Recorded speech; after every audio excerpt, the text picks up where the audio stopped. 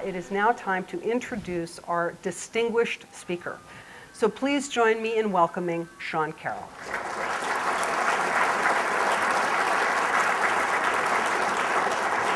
Well, good evening. Thank you to the Darwin 150 Project for this opportunity.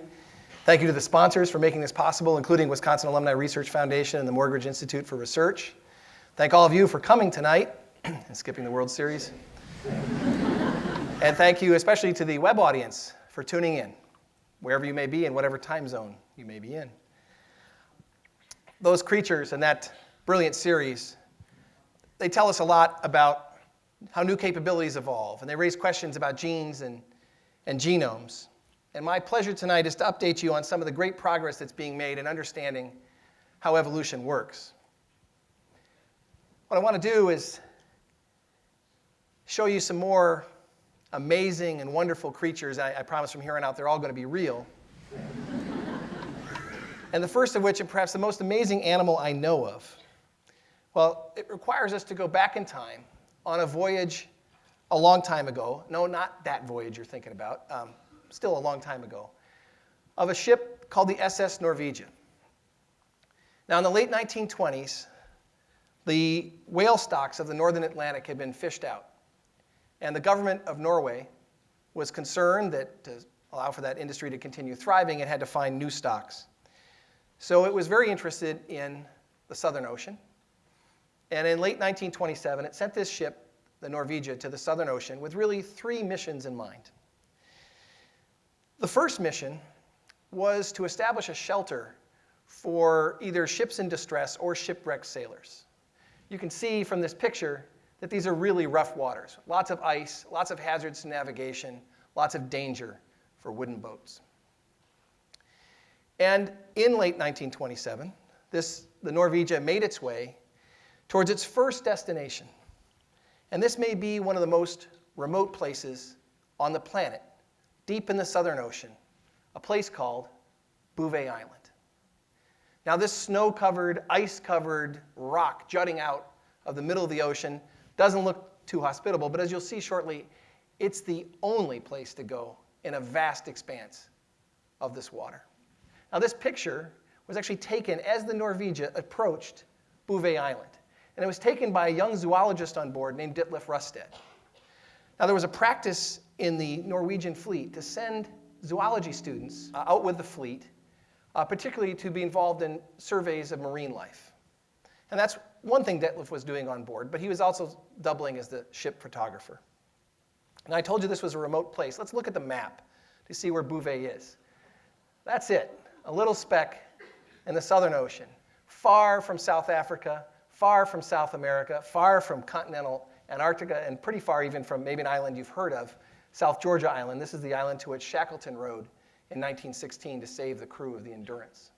So about November 30th, 1927, the Norwegia made it close to Bouvet, but a snowstorm prevented them from landing a small boat. But the next day, the weather cleared, and they paddled in on a small boat to accomplish their second task, which was to claim Bouvet Island for the country of Norway. And here they are. I'm trying to think where that saying comes from. Okay. Now, it turns out that Bouvet had already been claimed by Britain, but I'll get to that part of the story shortly. And this is, in fact, Ditlev Rusted here on the far left. So here they are, and they can stash some provisions there and take care of that part of their duty. But the third mission of this boat was to conduct research on the marine life in these waters. And once they had sort of established themselves at Bouvet, they set up a routine where the ship would patrol around the island, and they would take small boats to explore some of the smaller rock formations right around the island. And what Ditlev Rusted did was he would just toss a net over the back of the boat and trawl up whatever he could find in the water. And one day, in fact, the day after Christmas, 1927, he pulled up a really peculiar-looking fish. This fish. Now, some of the old hands on the boat identified it as an icefish, named for its white, almost translucent appearance. And Rusted noticed, I mean, this is a weird-looking fish in terms of its protruding jaws. It was clearly a predator, but obviously its body proportions look a little bit strange. So he was intrigued, and he brought the fish aboard, and he did what any good Norwegian would do. He filleted it. And when he opened this fish up, he got the shock of his life. Well, let me show you what he confronted. I'll show you a modern photograph. What he confronted when he looked at the blood of this particular fish. This is what icefish blood looks like. It's colorless. Unlike any other fish that Ditlev or any other biologist had seen to that time, which is typical red blood like you and I have. So Rusted was surprised. He made note of this. He took some photographs of the fish splayed open on deck. But this was just the beginning of the Norwegia's voyage. There were many more islands to visit. So Rusted made his notes, and on the ship went, and he did a long tour before returning back home to Norway. And he really had put it out of his mind. Until about 2 years later, another zoology student returned from his own voyage in the Southern Ocean, bumped into Rusted and said, I was out on this whaling ship, and these old hands, they were pulling my leg. They were saying something about a bloodless icefish. And Rusted said to him, I've seen such a fish. Now, this second zoology student, Johan Ruud, he was really taken aback. What do you mean you've seen such a fish? He said, I'll show you the photographs. He said, yes, I've seen. Their blood is colorless. Well, now Ruud, who never saw an icefish in all the time of his voyage, he's now just really curious. And this idea of the bloodless icefish grips him. And every time voyagers come back from the southern oceans, he's asking them, did you see these fish? Did you see these fish? And this goes on for more than 20 years. Sometimes some specimens get brought back and pickled in formaldehyde and things like that. Not anything he could really study. And he decides he's going to settle this question of the bloodless icefish once and for all by traveling back to the Southern Ocean himself. So in 1953, 25 years later, he travels all the way to South Georgia Island, sets up a makeshift laboratory, sends out a call for icefish, and a few are quickly brought to him. He draws their blood, he immediately notices, yes, it's colorless. And when he looks at it in detail, he notices, if he spins this, for example, this centrifuge tube down, that only 1% of their whole blood volume is cellular at all. And when he looks under the microscope, all those cells are white cells. This fish, he confirms, has no red blood cells at all. 99% of his blood is just plasma. Well, this is really strange. How strange? Well, he had studied lots of other fish, and if you just compare the icefish with other red-blooded fish in the southern waters, when you spin their blood down, about 15 to 18% of their blood volume is packed red blood cells. If you spin yours and my blood down, about 45% of our blood volume is red blood cells. And anything less than that 45% we call anemia, and anything significantly less than that is life-threatening. How in the world are the icefish getting by with no red blood cells at all? Now, there's about 15 species of the icefish, and they're the only vertebrates, the only animals with backbones on the entire planet that lack red blood cells. All the other fish have them. Reptiles, birds, mammals, all have red blood cells. So somehow, these fish have ditched a way of life that nurtured their ancestors for at least 500 million years. Now, Johan Ruud studied their blood very carefully, and he determined that the level of oxygen in their blood was the same level of oxygen as in the surrounding seawater. And he studied the anatomy of these fish, and he was really struck that they had unusually large hearts for their body size and really large capillaries, and they were virtually scaleless. And so he deduced that it looks like what they're doing is they're pumping much more of this very oxygen-poor blood around their tissues and absorbing a lot of that oxygen through their skin from the surrounding water. Now, why would the fish be living this lifestyle?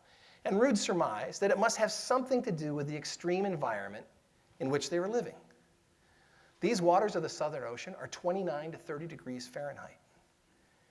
And he thought, well, this must have something to do with it. And when you think about it, and all the people here from Wisconsin can appreciate this, that in very cold temperatures, It's a little harder to push around viscous fluids, like cell-containing blood.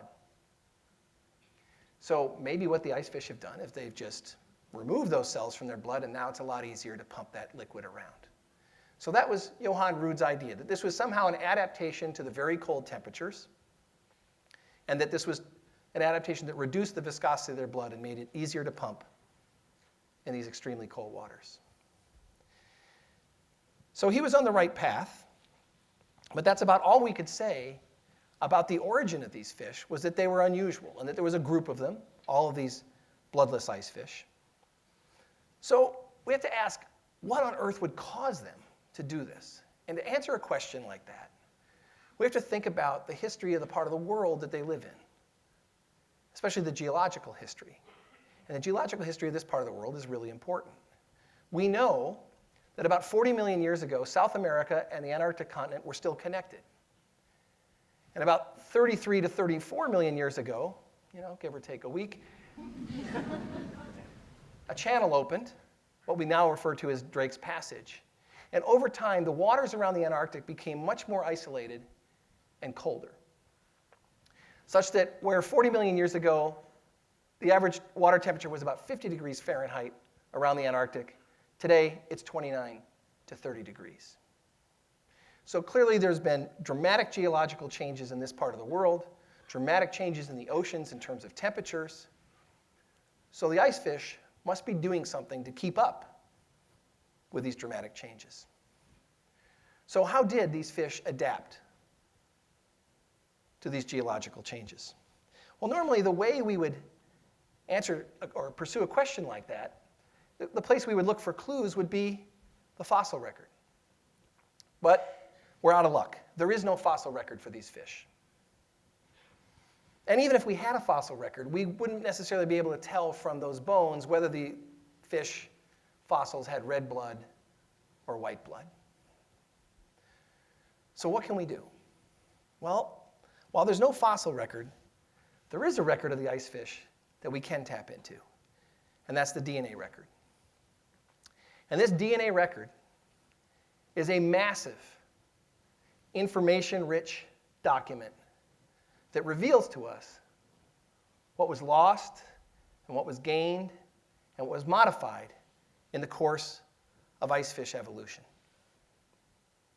Now, what I want to do first is share with you a couple of stories from the Icefish DNA record that really illustrate the changes that took place in the ice fish as this part of the world was changing. And then I'm going to tell you lots more stories about some other creatures in the course of the evening. So what do we know from this DNA record? Well, the first thing I'm going to tell you about is a loss. It may not be the first thing you'd think about when you look at the DNA record, is to find out what's gone. But you'll see it makes a lot of sense with respect to what I told you about red blood cells just a few minutes ago. If we look in red-blooded fish and we look at a particular chromosome, and we look for the genes that encode the chains of the hemoglobin molecule. Now, this is the molecule that carries oxygen in these fish and in you and I. And it's encoded by two genes that sit next to each other.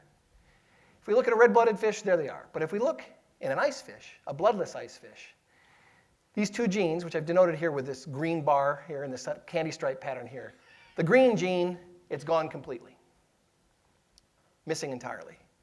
And the striped gene, it's just a truncated remnant. And the code of that truncated remnant is sort of disintegrating. It's a lousy-looking gene. There's enough of a resemblance that we can tell it was a globin gene, but it's not good anymore. So we have right here in the genome evidence of a dramatic genetic change that reflects the dramatic physiological change that's taken place in these animals. And we look at this gene, what we see is it's accumulated so many mutations, it's just the text of the gene is eroding away, much as the same way that a fossil would erode from a rock bed when exposed to the elements. So we refer to these as fossil genes. Old pieces of text still in DNA, no longer working, but telling us something about changes in current species that make them different from their ancestors. So think about these fish. They've abandoned red blood cells. They've abandoned the genes for hemoglobin. They've punched a one-way ticket to a hemoglobinless lifestyle for the rest of their future. It's not coming back. Okay, now evolution's not all about losses, it's also about invention. And these fish, and some of their close relatives, have a really nifty invention. Now think about the waters that they live in. I told you it's 29 to 30 degrees, and if you've ever seen footage of the Antarctic, you know that it's very icy. There's big icebergs, there's lots of slush floating in the water. Underwater, there's lots of ice crystals. And these are hazards to navigation for these ice fish. Because as these ice fish feed, and they are predators, there's a danger. Their tissues are full of water, as are yours and mine. And if they happen to ingest little crystals of ice, that can nucleate ice formation. And, well, you got a fish stick. Frozen from the inside out. So these fish, to cope with these extremely cold waters, they've come up with an invention: antifreeze. Ice fish and their closest relatives, turns out that their blood and their tissues are chock full of a really peculiar family of proteins that serve as antifreezes, that depress the temperature at which ice crystals can grow. And there's so much antifreeze in these fish, it suppresses the temperature at which ice can grow by a couple of degrees. Just enough margin to allow these fish to survive in 29-degree water. Remember, that water's about 3 degrees colder than the freezing temperature of fresh water. Well, yes, these are peculiar proteins, but what's really neat about the story of antifreeze is that scientists at the University of Illinois, led by Art de Vries and Chris Cheng, have been able to trace the origin of the antifreeze genes. And they've really captured the evolutionary events that gave rise to this entirely new function. What they were able to find is that the antifreeze is made up of a really unusual repeating sequence. And they captured that gene inside another gene in such a way that it told them that the antifreeze gene had evolved from a little bit of code of another gene, and in fact encoded a digestive enzyme. So it's really one of our best cases of sort of taking a snapshot of evolution in action and seeing where an entirely new function could come from. And in this case, the entirely new function is one that enabled the ice fish and its closest antifreeze-bearing relatives to invade a hostile habitat, to take advantage of the rich resources. These oxygen-rich waters of the Southern Ocean are actually great feeding grounds. And they now dominate the biomass, the fish biomass anyway, of the Southern Ocean. Ice fish and other antifreeze-bearing fish make up about 90% of the Antarctic fish biomass. So this is a key invention that allowed a group to really flower. Now we know actually from the fossil record that other fish were there 40 million years ago, skates and sharks and flounders and typical fish like that. They're not there today. They either went extinct or had to migrate north as those waters got colder. So the ice fish and other antifreeze-bearing fish are exploiting this habitat that other fish could not adapt to. So key innovation. Well, what this DNA record of the ice fish allows us to see, of course, are these changes. They document the changes that have been taking place in these creatures as they've been adapting to the changing Earth. The DNA record of the ice fish, and really of all species, reveals 3 themes that I want to hit on repeatedly tonight as I tell you some other stories about some other creatures. First of all, the Earth and life evolved together. And what I mean by that is Earth has been changing since its formation. So the creatures on Earth have to keep up with that ever-changing Earth. The ice fish had to keep up with the freezing Southern Ocean. And all the creatures on the planet have been trying to keep up with this ever-changing Earth, wherever they may live, in all sorts of habitats. Secondly, that when we look at the DNA record of the ice fish and of other species, we see that shifts in lifestyle are reflected in the DNA of pertinent genes. Now, what do I mean by that? Well, ice fish have about 20,000 genes. And some of those have changed in the course of their adaptation to these cold waters, and some have not. And what we're doing is pinpointing those that have changed and sorting them out from the ones that haven't, and figuring out what sort of biological sense that makes. So we've seen they've lost their globin genes, and they've invented antifreeze. That's just a few or a couple of the many changes that have taken place in these fish. And the third thing that's revealed by the DNA record, and most pertinent to the topic tonight, are Darwin's principles of natural selection. Now, since I brought up the great man, let me tell you what I'm talking about. So this is the most condensed passage I could show you from The Origin of Species, that really gives you the essence of his idea of natural selection. And let's just walk through it, and I bold-faced the really key terms, the ingredients, if you like, into this process that Darwin and Alfred Wallace discovered. Darwin says, "Can it then be thought improbable that other variations, useful in some way to each being in the great and complex battle of life," great and complex battle of life. This was a dramatic change in the perception of nature. This was Darwin, having been out in the wild on his great voyage. He realized life is a battlefield. All organisms are not in some harmony sort of placed there like sort of a Victorian painter would. No, there's a battle. There's a battle for resources, and it's intense. He said if such variations could occur in the course of thousands of generations, time. Darwin was trained as a geologist. I think he, more than any other naturalist, thinking about life anyway, grasped the vastness of time. Gave him a huge advantage in conceiving the history of life. He said, if such do occur, can we doubt, remembering that many more individuals are born than could possibly survive, that individuals having any advantage, however slight over others, would have the best chance of surviving and of procreating their kind. Now, people often forget this part, but it's a key ingredient in natural selection. On the other hand, we may feel sure that any variation in the least degree injurious would be rigidly destroyed.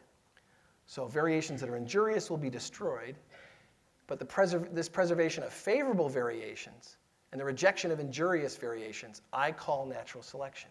So Darwin saw two sides of the coin.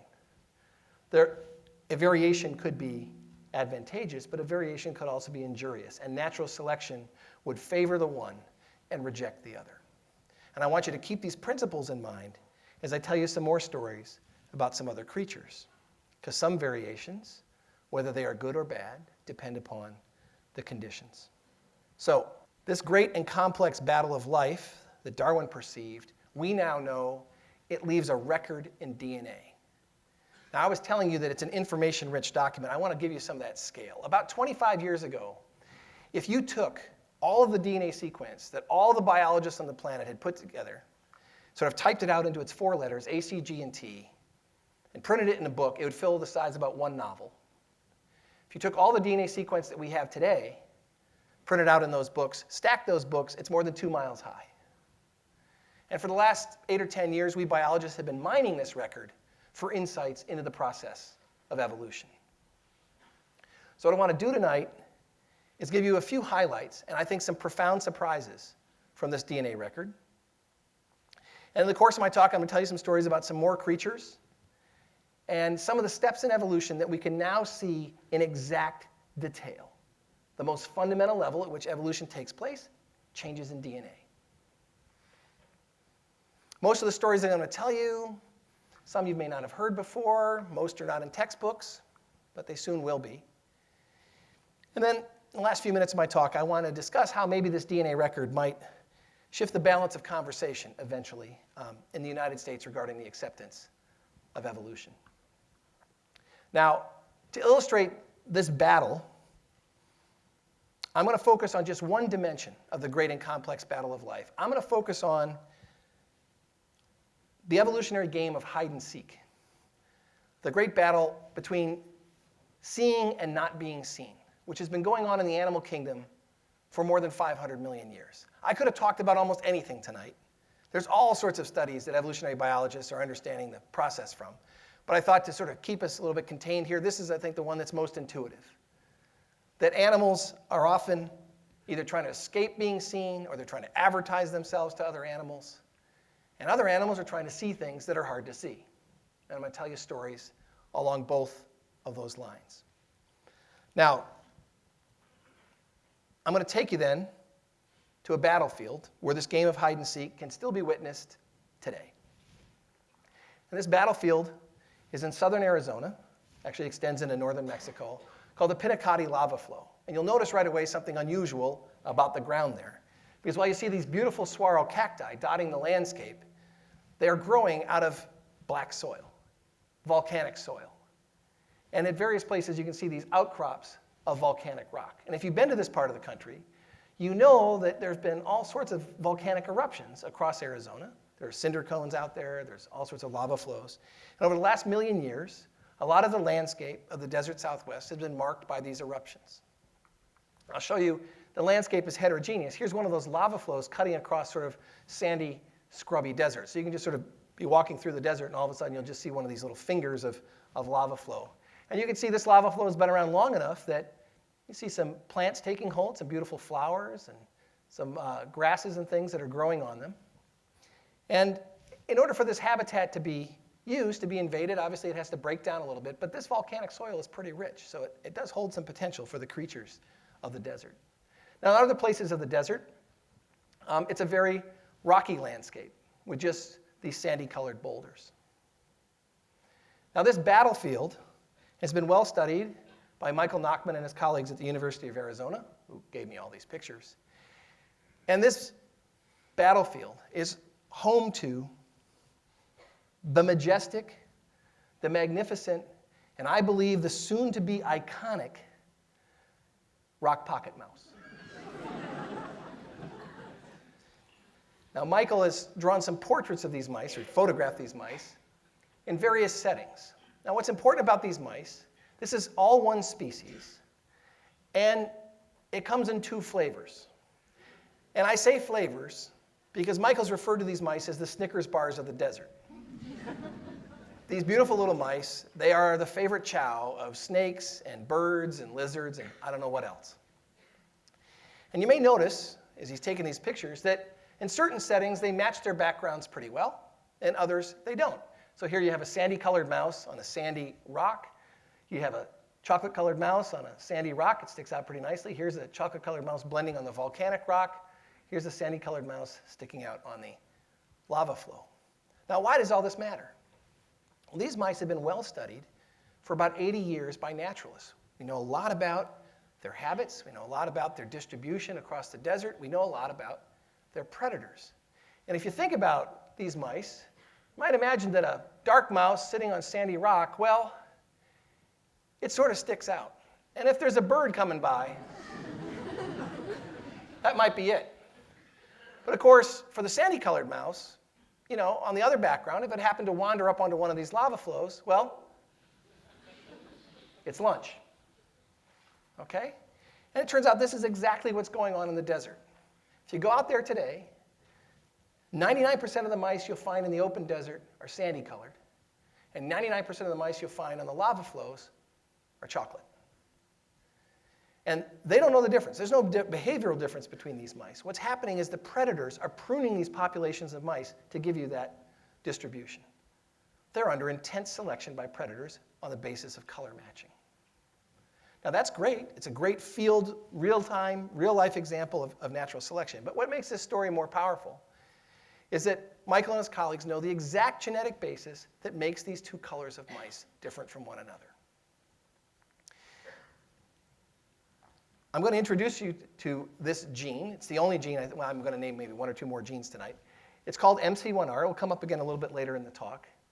And what we know is that mice that are sandy-colored, they have two copies of sort of the light version of this gene. And mice that are chocolate-colored, well, they have one or two copies of an alternative version of this gene that has two mutations in it. And what we know has happened is that ancestrally, these mice were sandy-colored. And then there were these lava flows. And in order for these mice, any part of the population of this species, to invade those lava flows and to exploit the resources that were there in those lava flows, as that rock breaks down and grasses grow there, these mice they're seed eaters, and they like to store seeds in their cheek pouches. In order to exploit those resources, they got to get up on those lava flows. But sandy-colored mice are obviously sitting ducks. Dark-colored mice can make it. And so as mutations occurred at random in the population of desert mice, those dark mice had an advantage and could exploit those resources on the lava. So this is an example of two important ideas. First, again, life evolving along with the Earth. Those lava flows were geologic changes in the neighborhood. This is how the mice kept up with them. And the second point is about the conditional nature of mutations in evolution. Mutation often has a negative connotation. Not at all true. Whether a mutation is good or bad depends upon the circumstances. For sandy-colored mice out in the open desert, that dark mutation is bad. It makes them conspicuous. But for mice living near the lava flow and exploring it, that dark mutation was an advantage. So, natural selection, it's a very conditional process. Now, the reason why I told you this story is it's a completely buttoned-up example of natural selection. We know the agents of selection, the predators. We know a lot about these mice and their distribution, their ecology, their habitats. We know the history of the region in terms of its geology, and we know the genetic basis of the adaptation that allows the mice to adapt to the lava flows. That's it. That's how natural selection works.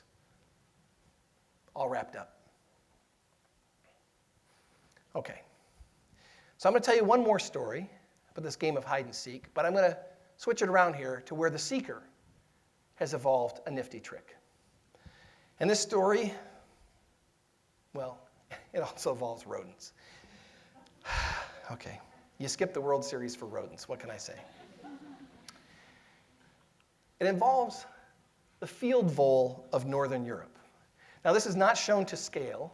If I had shown this to scale, you wouldn't see this vole. This is a Monty Python-sized vole, okay? You wouldn't see it in the green grass of Northern Europe. It's a tiny little vole. And it's the favorite meal of a beautiful bird, the European kestrel. Now, think of the challenge this kestrel has. It's flying over these green fields, the tall grass. It's looking for voles. How, from altitude, is this bird going to find a tiny little vole? Right? Remember, it's not that big. It's going to use its vision, but to help you appreciate how it uses its vision, I've got to give you a little introduction to vision in animals, and particularly to color vision. So we're going to take a little short digression, and I'm going to tell you about the world of color vision. The world of color vision as we perceive it, because we can see in what's called full color vision, are all the colors of the rainbow, from violet to deep red. And the way these colors are detected is that there are proteins in our retina that are excited by various wavelengths of light. And these proteins are called opsins. And in humans, we have 3 genes that encode these opsins that equip us with this ability to see all the colors of the rainbow. And I'm giving you a little schematic here of the 3 opsins and their opsin genes. There's a violet opsin gene, and a green opsin gene, and a red opsin gene. And I'm showing you that they're sensitive to different wavelengths of light. There's a 4th opsin gene for seeing in dim light. It's not part of my story tonight. I'm not going to mention it anymore. Now, the important part of this story with respect to humans is that only humans and great apes and old world monkeys, in other words, old world primates, have this capability of full color vision among all mammals. So if you ever wondered what your dog or cat or guinea pig can see, not what you can. A more limited visual spectrum. But we can see in full color. Now, some other animals can too, such as birds. And I'll tell you a little bit more about birds shortly as I get back to the kestrel story. Now, we know, in fact, that only old world primates have this capability, and they have this capability because they possess a 3rd opsin gene, an extra gene in this green-red pair, that other mammals don't have. We can actually trace that through history and see that other mammals don't have that capability. So sometime deep in our ancestry in Africa, that gene arose. And in fact, we know the exact boundaries of how that gene arose. We got a pretty good forensic signature of the origin of that gene. So why would that have been important? Just to give you a feel for why would full color vision have been important in our ancestors? Well, this has been studied a lot by primate biologists. And to illustrate this, the best way I can do this, I'm going to take the lights down just a little bit here and show you a clip. Now, I need you to pay close attention to this clip. I'm going to show it to you twice. It only lasts about 8 seconds. I'm going to show you a clip of a red colobus monkey in Zanzibar. And what I want you to pay attention to is as it walks through the forest canopy is what it eats, and especially what it doesn't eat. So here it is. Here's the monkey surrounded by this lush foliage, and watch. Reaches for those leaves. Could you see what it ate? Maybe those up front? We'll show it one more time. Here it is. It's ignoring all of the green leaves, and those of you who could see it, it reaches for and eats yellow and red leaves. Now, without full color vision, that animal cannot distinguish green from red. But with color vision, it can. And why does that matter? Well, those red and yellow leaves are younger, more nutritious, and easier to digest. And in fact, those green leaves are often toxic. So cruising through the canopy, our primate relatives and ancestors were able to distinguish good from bad leaves much more readily. And the same color scheme and capabilities apply to fruits. So they ignore, for example, green fruit and often eat yellow and red fruit. And this is well documented, as I said, by primate biologists in the field. So we think that somewhere in our history, this capability was important, gave these animals an advantage. And one way to think about this advantage is, in fact, that there are no old world primates that lack full color vision. So if there were at one time, they've been outcompeted by these sharp-eyed primates. Okay, so now that I've given you a little feel for the significance of full color vision, you may remember a long time ago I was telling you about kestrels. Okay, so back to the kestrels. What's up with the kestrels? Well, something important has happened to kestrels. If we look at the code for its violet opsin in this gene, there's been a substitution that's changed a letter in the gene and changed the properties of the opsin in a dramatic way. And what I'm trying to show here by this shift from the violet out here is that now this mutant opsin is no longer sensitive to violet wavelength light, but to the ultraviolet. Now you and I, this would probably be a pretty profound, perhaps a bad thing. It would change our perception of the world. But this has happened in kestrels, and in fact, all kestrels, all European kestrels show this change. So that would seem to indicate that it's not such a bad thing for kestrels. So why do these kestrels have this mutation? Why might it be good for a kestrel? Well, it's because vole urine reflects in the ultraviolet. I want to point out, especially to the youngsters here in the audience, this is some of the majesty of natural history that you get to explore if you get like 4 science degrees. So these are field samples from the field vole. And as you can see, under ultraviolet light, they're reflecting. So what's going on? Well, what seems to happen is that the grass the vole feeds on, there are substances in that grass that will reflect in the ultraviolet. And the voles use this sort of for communication among the voles. And the kestrel is sort of invading that communication channel. And now think about its search strategy.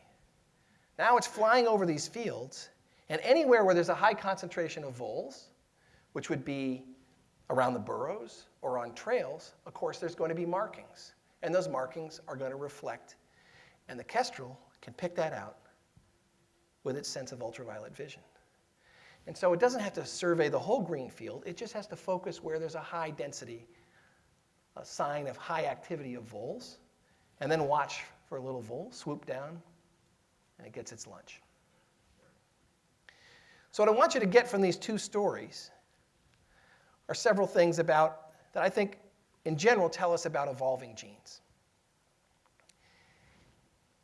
These variations, the mutations in the pocket mice or the mutations in kestrel babies, they arise at random. Every individual organism is born on this planet with a new set of mutations that weren't there in its parents. This is just the low level of mistakes that are made as DNA is copied. Some of those mutations can change the physiological properties of the organism, for better or for worse. But that process is blind. The mutational process is random. It's the selective conditions, in this case the habitat, the lava flows, predators, birds, mates, etc. They determine which of these variants are favored, which form, which mutations, which individuals are the fittest. And I think this is the most widespread misconception about the evolutionary process is how can a process that has an element of chance, of randomness in it, explain all the order and diversity on the planet? Well, it's only the mutational process that's random. Natural selection is not. Natural selection is a very directed process that's saying in certain habitats these individuals are favored. They might be favored by a very large fraction. Certain predators will be able to, in the case of the kestrel, see food that others could not. advertising to mates, etc. So again, the fittest is a very conditional status, and whether a mutation is beneficial or not depends upon these conditions. Now you might also think, and I can think another common conception about evolution, is that once something beneficial, something handy had been invented, of course you'd never get rid of it. Think again. I'm going to shatter that notion. I'm going to stick with this topic of seeing and not being seen, but I'm going to change animals a little bit. I'm going to show you some other pretty creatures. In this case, fish. I'll start with reef fish. Those of you who are enthusiasts or snorkelers or scuba divers appreciate that on coral reefs in shallow water, fish are very colorful. And these colors are used a lot in communication between fish. And these fish have full color vision. They can pick up the oranges and yellows and greens and blues, etc., on either the same species or other species. Now, in that shallow water, all the wavelengths of light reach 15, 20, 30 feet of water. But as the ocean gets deeper, most of that sunlight, most of those wavelengths of light don't reach. And the situation is different for fish that live in deeper water. So let me show you a deeper water fish. And I'm going to say anyone under 22 who can identify this fish, you just shout it out. There you go. Are you under 22? I won't turn the lights up. Congratulations. The coelacanth, a pretty famous fish in natural history because until 1938, we thought the coelacanth and all of its relatives were extinct and had been extinct for 65 million years. But the coelacanth was accidentally caught off South Africa, and now we realize that this fish is still alive. There's actually another species of coelacanth in Indonesia. Now, this fish has an important role in natural history, largely because if you see the way it's moving its fins, it turns out that part of that motion is very related to the way that we four-legged animals move our limbs. So this fish is a fairly close relative, a very good surrogate for the sorts of fish ancestors that gave rise to four-legged land animals that we eventually evolved from. So the coelacanth has been a very helpful and interesting fish in the course of the study of biology. But if you're paying close attention to that coelacanth, you're noticing that it lives in a really dim habitat. In fact, these have been observed now by both divers and by submersibles. And we know that the coelacanth pretty much during the day hangs out in caves and only goes out at night along the sea bottom to scavenge for its food, for example, for crustaceans. So it lives in a dim, if not a completely dark, habitat. Now, let's compare the visual capabilities of reef fish and coelacanths. So, in shallow water, where all wavelengths of light are able to reach, think of something like a beautiful clownfish. Well, we know this clownfish has color vision. And just schematically now, I'm diagramming its violet opsin gene. It's completely intact, functional, contributing to its sense of color vision. Now let's consider the coelacanth, living in this only, at most, dim blue light. Well, if we look at its violet opsin gene, it is shot to pieces. We can tell it's a violet opsin gene. It has enough resemblance to other violet opsin genes that we know, yes, it's a violet opsin gene.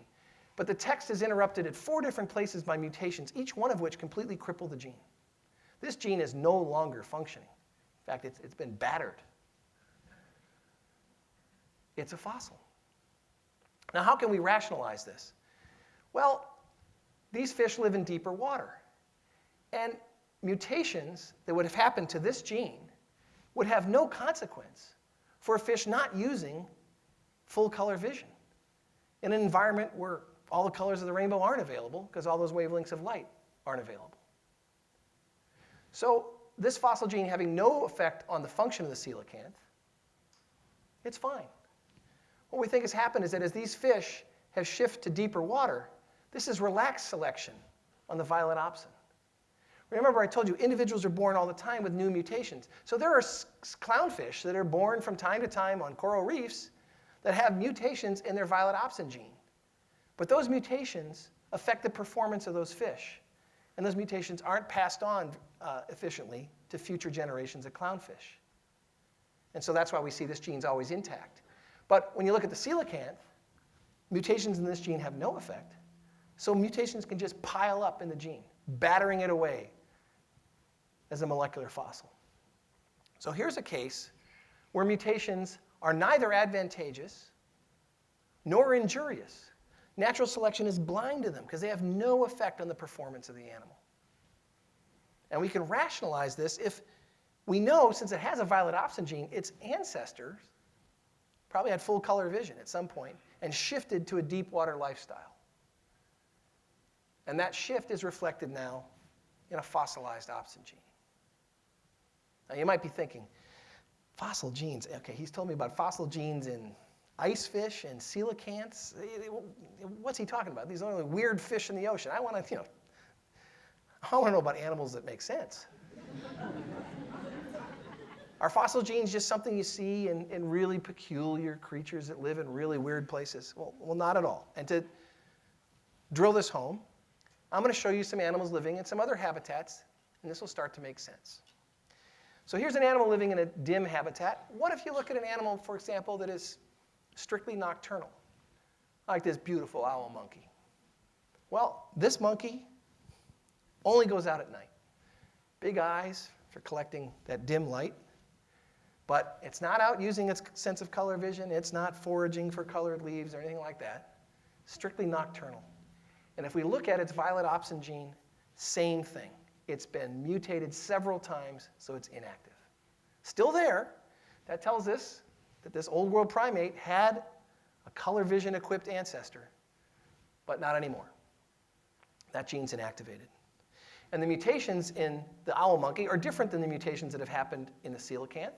And that tells us that this has happened independently in these different creatures living in different parts of the world. All right? You getting the trend?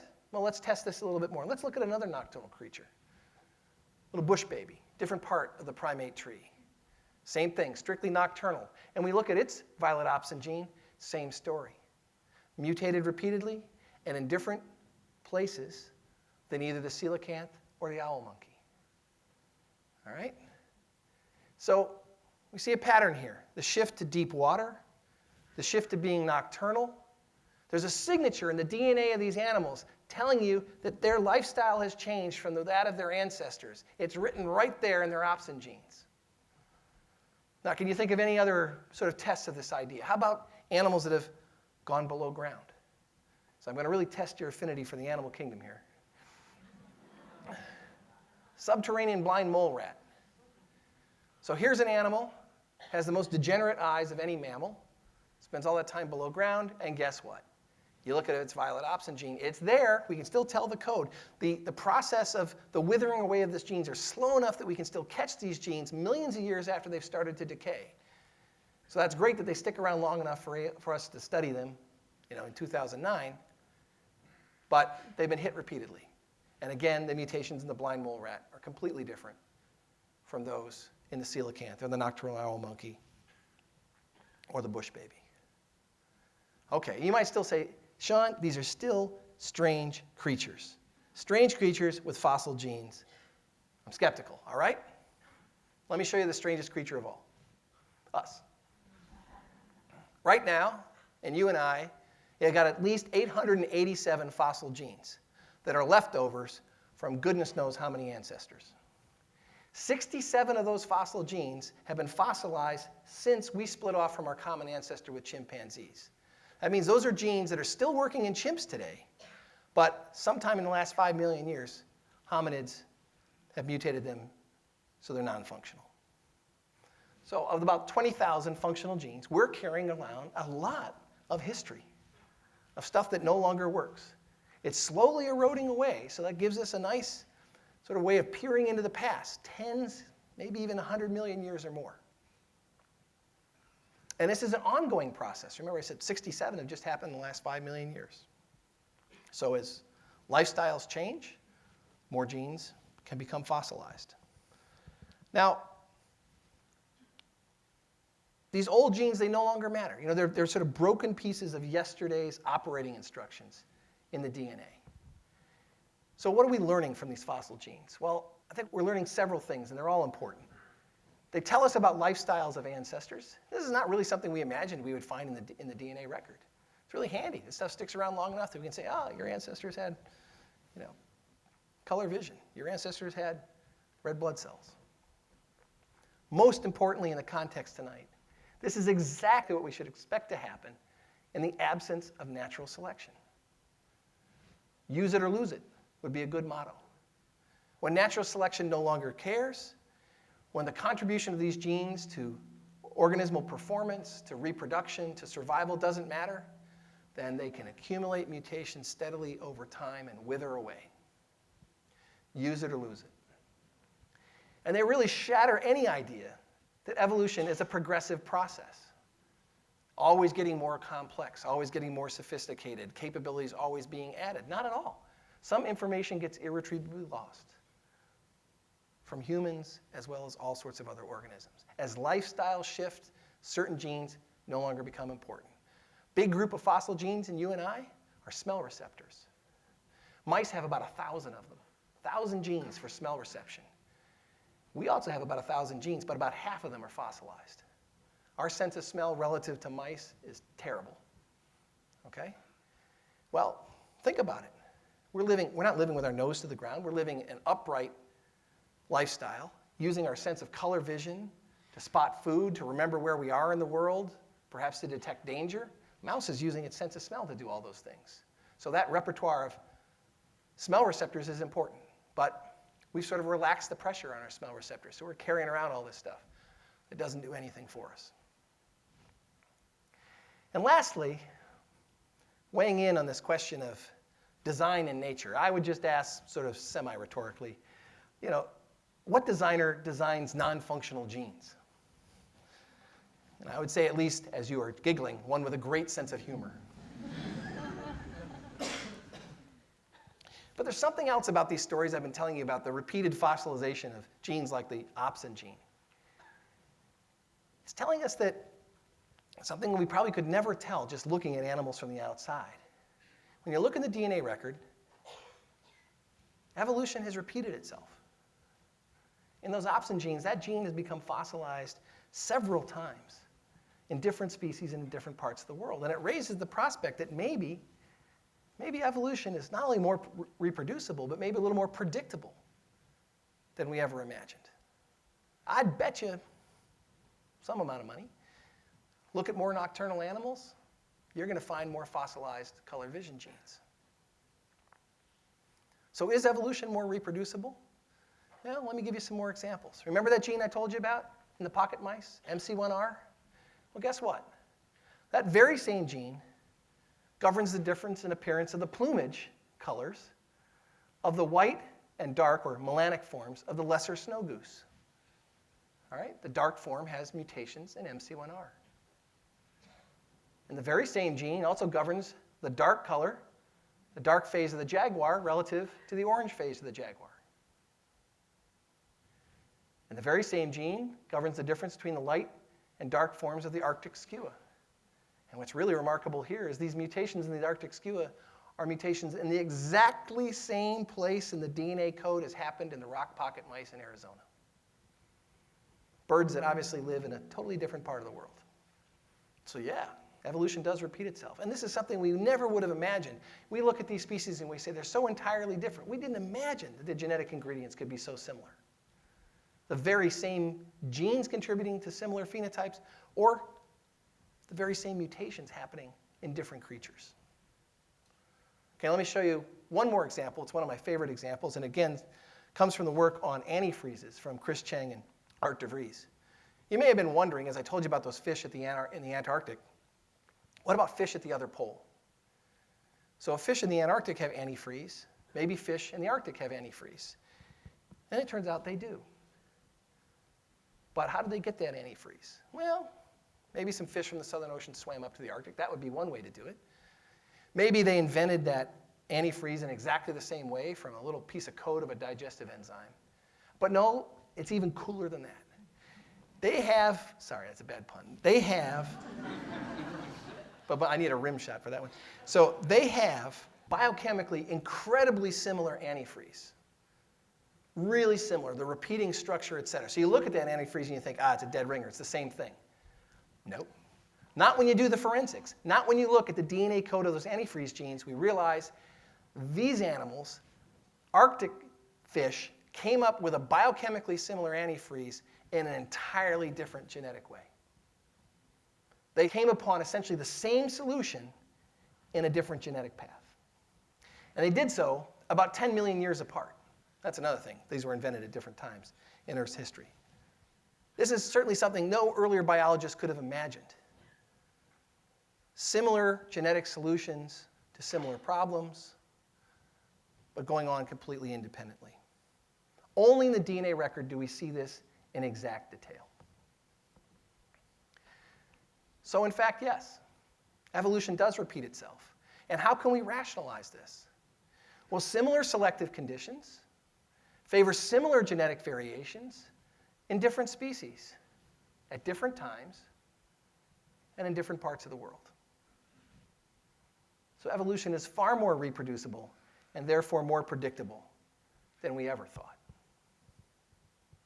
And as we mine this record, and there's many more examples of the repetition of evolution and many more examples of adaptation. I'll spare you those. But thanks to this DNA record, those of us working today see this as a new golden age in evolutionary science, where we can pinpoint precisely the genetic changes responsible for the evolutionary process. Now I say it's a new golden age. Well, that's the first golden age would have been Darwin and Wallace and Bates in the tropics, right? So now we really can see this process in full detail. And that excitement and that power, I think, is people are becoming more generally aware of this. If you look at things like this Time magazine cover, from a couple years back, just as the chimpanzee genome was sequenced, we now have not just the human genome sequence and the sequence from now thousands of humans, but of chimpanzees, macaques, gorillas, soon the complete sequence of Neanderthals, our closest cousin, barely even a cousin. The chimpanzee is, in terms of the single letter copy of DNA, only 1 out of 100 letters of its DNA differ from us. So of course we're most interested in pinpointing those differences that make chimps chimps and humans humans. And that power, as I said, I think it's dawning general public awareness that we're now in that position. So I think that excitement is one dividend of this new golden age. There's been no better time to be an evolutionary biologist than, say, maybe 1860. Now, I'd be remiss not to acknowledge that while it's a golden age for the science, well, it's still the dark age for some people. Senator McCain, this comes from a Politico.com reader and was among the top vote getters in our early rounds. They want a yes or no. Do you believe in evolution? Yes. I'm curious, is there anybody on the stage that does not believe in evolution? Here's your instant replay.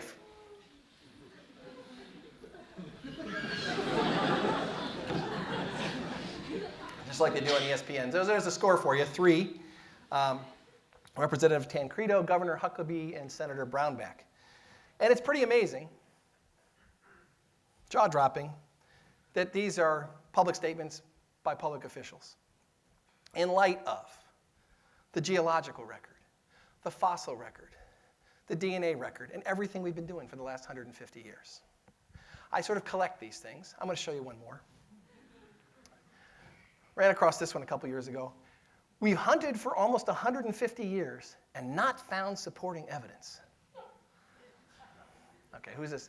This is a state senator in Tennessee, and I'm just thinking, where were they hunting? I was going to invite this guy to, come to my class in Wisconsin, show you the evidence. So,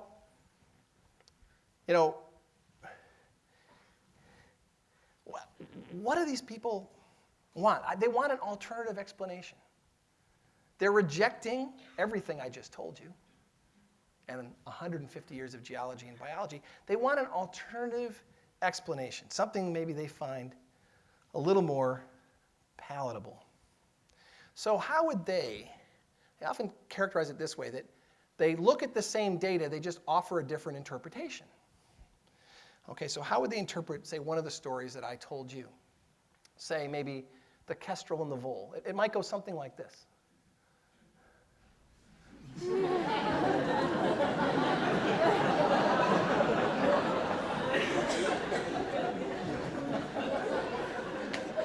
So, forget the scientific argument. There's theological issues here. First thing, as sort of Darwin felt too, God, she's got more important things to do than to worry about voles, right? And the second thing is, I don't think she would pick on voles in particular, just to make them lunch for kestrels. So, this is bad theology, not just bad science.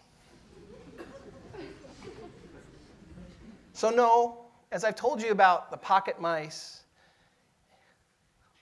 and antifreeze in fish and ultraviolet opsins in kestrels, etc. No. It's just mutations. Not miracles. Mutations. Now, I have to confess, I have witnessed a miracle.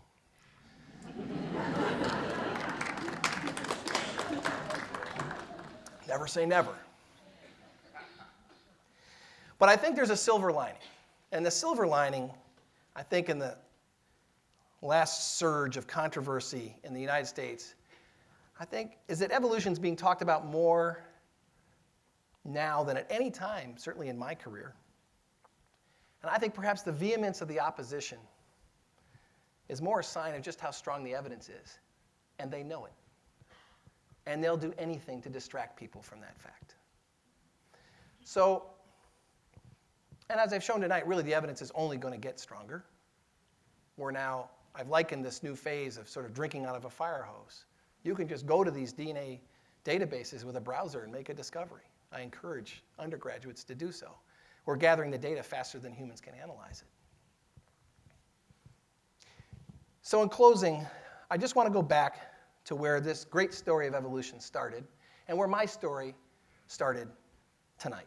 And I want to share with you one passage that I particularly like from On the Origin of Species that I think sums up where we are today, or at least forecast where we are today. It's a long passage near the end, and I'm just going to show you over on the right some footage that Chris Chang generously gave me of the icefish shot by a diver in the Southern Ocean. And Darwin said, when we no longer look at an organic being as a savage looks at a ship, as it's something wholly beyond his comprehension, when we regard every production of nature as one which has had a history, and when we contemplate every complex structure and instinct as the summing up of many contrivances, each useful to the possessor, nearly in the same way as when we look at any great mechanical invention as a summing up of the labor, experience, reason, and even the blunders of numerous workmen, when we thus view each organic being, how far more interesting, I speak from experience, will the study of natural history become. We are no longer savages staring at passing ships. The day Darwin imagined is here, and not a moment too soon. Thank you for listening.